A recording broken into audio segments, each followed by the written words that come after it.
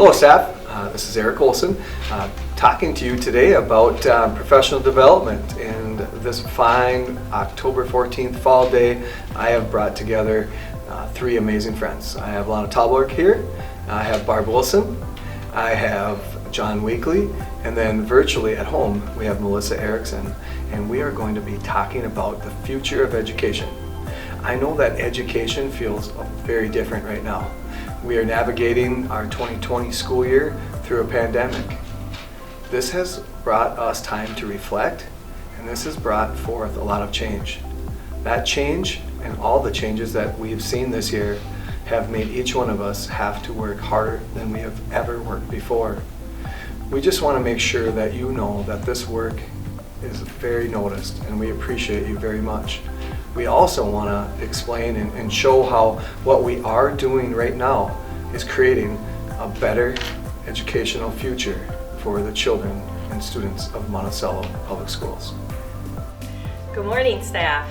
As Superintendent Olson just mentioned, lots has been changing in our community and in our schools. We start this year out in the middle of a global pandemic, and so much has changed that in setting up our budget for the upcoming school year, we put in a factor of minus 50 students. So we set out the school year doing everything we can to save and keep as many students as possible in our district. In order to keep as many students as possible, many people worked diligently over the summer to provide some program options for parents and students. We developed a much stronger distance learning program. We developed a nature-based program that's PK6. We extended outdoor education all the way through 12th grade, really encouraging people to get outside more and do what they can to get kids outside. And we started the year in hybrid at the secondary level, which means that we have half of our students here every other day. This, of course, as you can imagine, has led to many changes and advances in how we do our work. In order to staff these different parts of our school district, we gave staff choices about where they wanted to work. And any place that we couldn't fill in, we had to go out and hire new staff.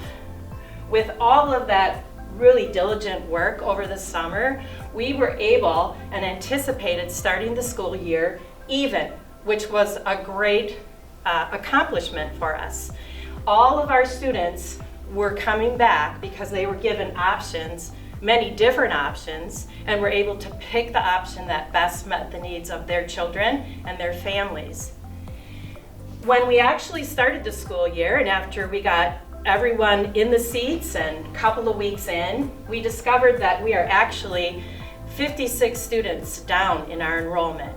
Now, this is not a bad number because we planned to be down a little bit. We worked very, very hard to accomplish that goal.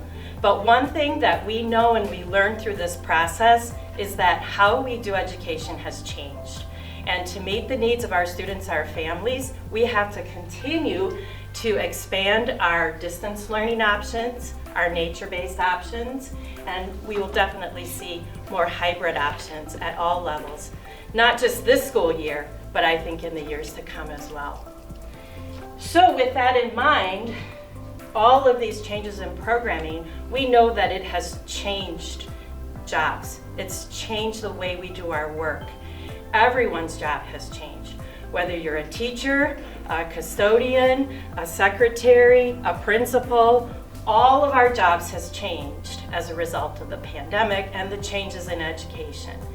And in order to keep all of our staff here and to keep all of our staff employed and happily employed, we are going to focus on some things this coming year to better prepare you for the work of the future in School District 8A2. Hi, I'm Lana Talberg, the Assistant Director of Special Education. In all the years that I've worked for Monticello School District, I have been incredibly impressed with the quality of employees we have. In this very unique time in life with 3 scenarios of education occurring, including in person, hybrid and distance learning, we have had to be incredibly flexible. Things are moving fast and furious, and they can change at any moment. I've seen this with our paraprofessionals moving from the middle school to the high school, from the middle school to Pinewood, our behavior interventionists becoming teachers, room changes, behavior analysts becoming teachers, cleaning, helping custodians, moving equipment, moving furniture, food prep, transportation, helping with organization of our due process, scanning materials for students, preparing materials for classrooms, virtual instruction happening and learning all the virtual formats. Communication has been continual and quick. I'm impressed. I was impressed then when I was hired, and I'm even more impressed now as I watch people being so flexible in this really difficult time. I'm proud of all of you, and this type of thing can bring out the worst in someone, but it can also bring out the best in someone. And I have seen the absolute best in all of you. Thank you for your continued support and continued flexibility. Hello, I'm John Weekly, Special Ed Coordinator with Monticello Schools. I'd like to thank each and every one of you for being flexible, hardworking, and extremely resilient during unprecedented times. My message to you is simple. As we move forward on this journey, please find ways to keep yourself emotionally healthy, work hard, but find opportunities for joy and celebration during your work shift. And when you leave for the day, find healthy ways to disconnect. We all have to recharge. In the past, many of us have talked about the importance of assessing where a student is with their emotional and behaviors in order to best respond to an individual student's needs. We must also do this with ourselves. We as staff must never raise to the anxiety level of the individual we are supporting. During this stressful COVID period, we are all likely to find ourselves supporting parents, teachers, colleagues, and administration who are experiencing high levels of stress. In order to best support others, we must first be mindful of our emotions and approaches. When emotions run high in the classroom, the impact can be destructive. If a staff member is not equipped with the knowledge and resources to manage their own emotions properly, this could hurt their own well-being along with that of the students. The better we are in controlling our own emotions, the more it allows us to be mindful of the students' needs and allow us to manage classrooms effectively. Emotions essentially impact all aspects of learning, including attention and memory, which can influence the rate of learning. Emotions such as joy and curiosity encourage engagement and catch the student's attention, while emotions like anxiety and fear disrupt concentration and problem solving. During these challenging times, let's get creative and find ways to bring joy to our interactions with students and staff. If we help those we serve, we will in turn help ourselves. Hi, my name is Melissa Erickson. I'm in the district office as the instructional equity specialist. I had the privilege this summer to be working with the para group, and we worked on the Brene Brown Dare to Lead book study. And one of the things that I really took away from that experience was that everybody wants to be valued and everybody wants to be heard. And so as we move forward with this climate of change and the change that's happening all around us, one of the things that we want to do is create a group, and we're going to start with the paras next week already, but create groups so people can be valued and people can be heard. I think it's really important that we get all voices to the table. However, I do want to talk about change. Change can be difficult and change can be hard. It creates fear sometimes. And when fear takes over, then sometimes we react and we respond in ways that we don't like, or we don't want to respond or feel that way. So one of the things that I'm going to kind of leave us with is to take Brene Brown's advice and embrace the FFTs. I'm not going to quote what FFT means, but it's about the first time. And anytime change is happening, things we have to do or engage in sometimes are the first time that we're doing it, and we have to embrace it in some way. Changes can be hard.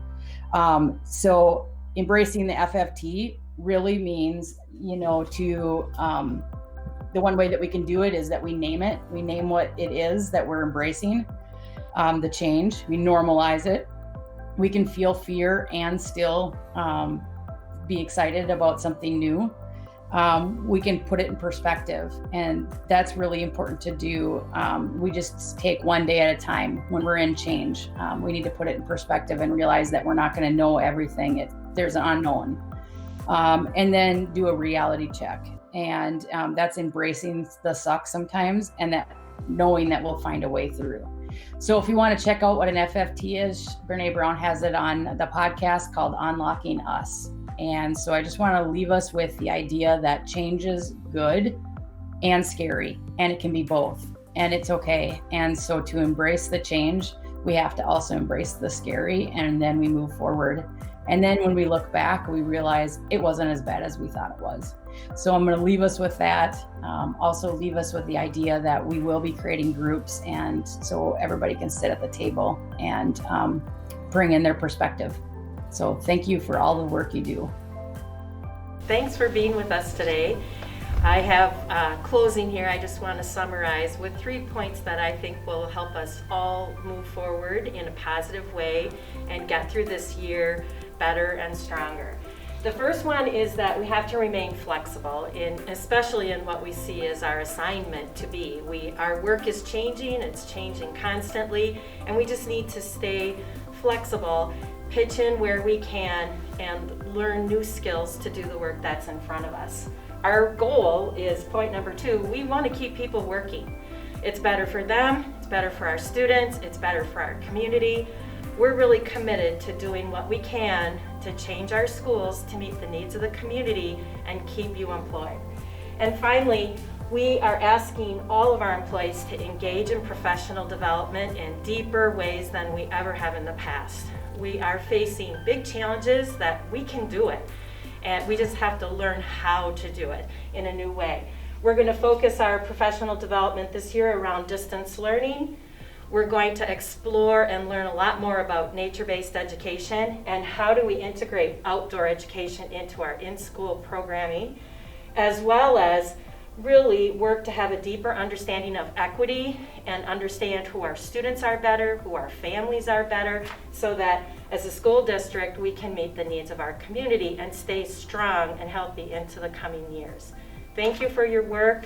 Enjoy your day today in professional development, and stay happy, stay working.